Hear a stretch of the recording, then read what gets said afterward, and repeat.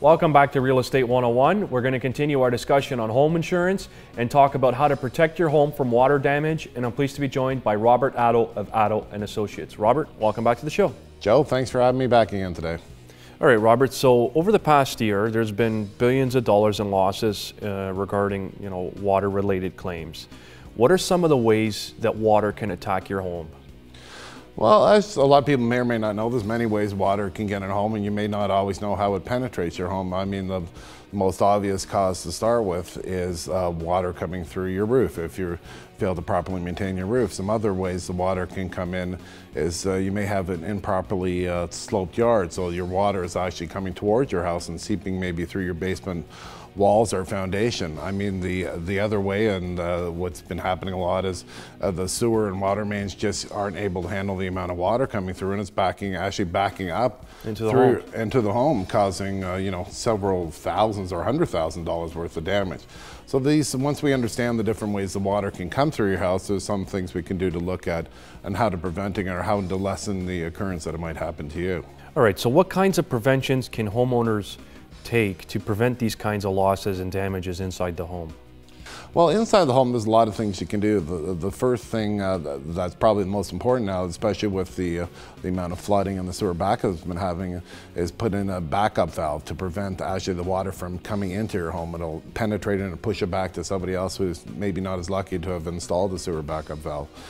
The other thing is you want to be careful to look at your plumbing all the time. Look under your sinks. If there's any leaks, you got to repair them right away. And a little leak now could be a major flood tomorrow. With each different appliance for your washer, your dishwasher, you want to make sure there's a shut-off valve. So if there is a leak, you can shut it off right away.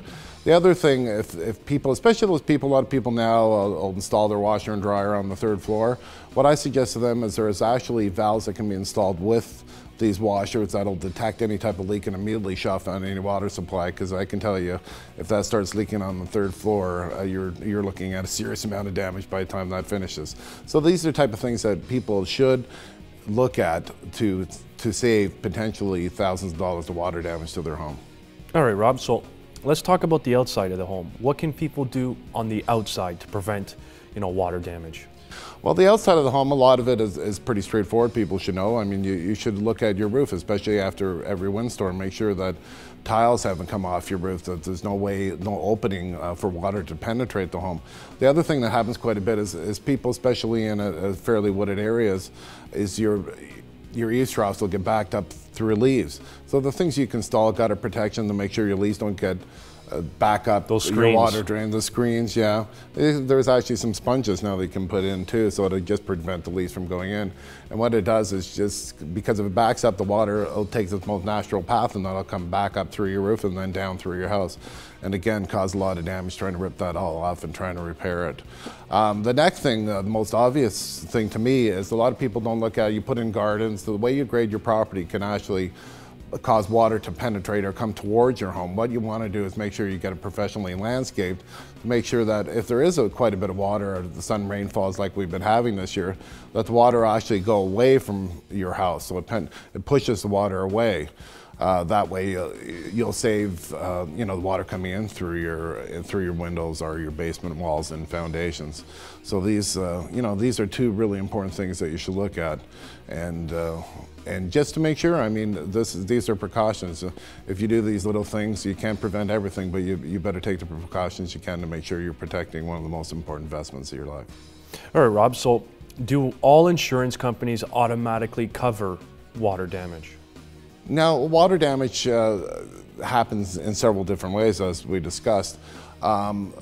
Things such as overland flooding. Overland flooding is basically when you get quite a bit of water coming up on top of the ground and comes in through your walls or through your windows. That type of thing right now is not covered by the insurance company because of all the flooding that happened last year. They're actually looking at trying to provide some coverage. The other one is where water penetrates through your basement, as we're talking about through sewer backup is what I'm talking about, when water comes back up through the sewer drain, either because the sewers can't handle the amount of water coming in, or maybe due to construction, a lot of stuff got put in the sewers and there's actually a block up and the water comes back up. The third way might be an old tree root that causes the water to come back up. So if you don't have any protective devices, as we talked about, this could cause a lot of damage. Right now, companies are providing coverage for this, but you got to be careful. A lot of companies are limiting coverage to $10,000 or $15,000, and if you're in a high-prone area, you're going to find that they may not provide you any coverage at all. So it's important that you take these precautions and make sure you're protected, whether your insurance is there or not. All right, Rob. So a lot of people think that the theory and discussion out there is they think that these precautions are too expensive and that the city is somehow responsible. What are your thoughts on that? Well, I mean, here's the thing. I mean, it's costing the city just can't keep up with the amount of the aging sewer system. I mean, they're simply trying their best. The other thing is, the more compact the cities get, the less place for the water to go. So it's naturally going to come back in through your house. The insurance companies have done their best to try to pay these claims and try to keep up with the losses, but the simple fact of the matter is they can't continue going this way. So if homeowners don't start taking precautions now, they may find in years from now that you simply can't buy the coverage. So don't wait for a loss to happen. I say try to prevent what you can and make sure it doesn't happen to you. I mean, the last thing you want, if you take the precautions now, you won't have to worry about whether you had coverage or not.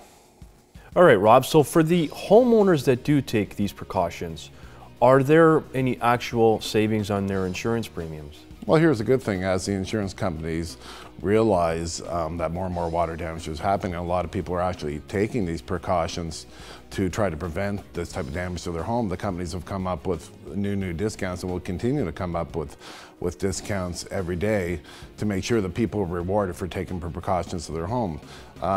Some even little things like brand new water tanks, they'll provide a discount for that. Obviously installing a backup valve or a sub pump. All of these things the insurance will take into consideration and actually lower the cost.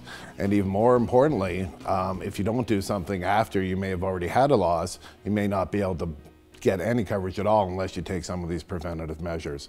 So there is a little bit of bonus. The insurance company wants to say thank you for, trying to protect your property, and so they offer you a little bit of a savings there to, also to help put towards the cost. Obviously, a lot of these measures aren't cheap, but in the long run, it's I guess kind of like make sure your brakes are repaired on your car. You might not get into an accident today, but it could be a train wreck tomorrow. So take the time to, and the money, if you're putting a lot of money, especially into your basement, to make the extra precautions. It'll definitely be worth it in the long run. Okay, Rob, so any final thoughts on this topic of water damage? Listen, don't wait for a loss to happen. Don't wait till the insurance company says, I'm not going to provide you coverage.